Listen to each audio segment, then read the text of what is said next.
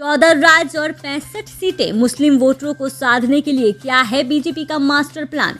लोकसभा चुनाव प्रचार के लिए बीजेपी पूरे दमखम के साथ मैदान में उतर चुकी है। 400 पार के नारों के साथ सियासी मैदान में उतरी बीजेपी की नज़र अल्पसंख्यक वोटरों पर है। देश की 543 लोकसभा सीटों में से 65 सीटें ऐसी हैं जहां मुस्लिम वोटर जीत और हार में बड़ी भूमिका निभाते हैं। ये वो 65 सीटें हैं जहां मुस्लिम वोटरों की संख्या 30% से लेकर 80% तक है। वहीं 35 से 40 लोकसभा सीटें ऐसी हैं जहां इनकी मुस्लिम समुदाय के वोटरों की अच्छी खासी संख्या है। देश के मुस्लिम बहुल लोकसभा क्षेत्रों के लिए बीजेपी खास तरह की प्लानिंग भी कर चुकी है। एक तरफ जहां बीजेपी नीतीश कुमार, अजीत पवार और जयंत चौधरी सहित अन्य सहयोगी दलों के नेताओं के जरिए जिनकी छवि सेकुलर है, मुस्लिम वोटरों को देश संदेश देने का प्रयास करेंगे।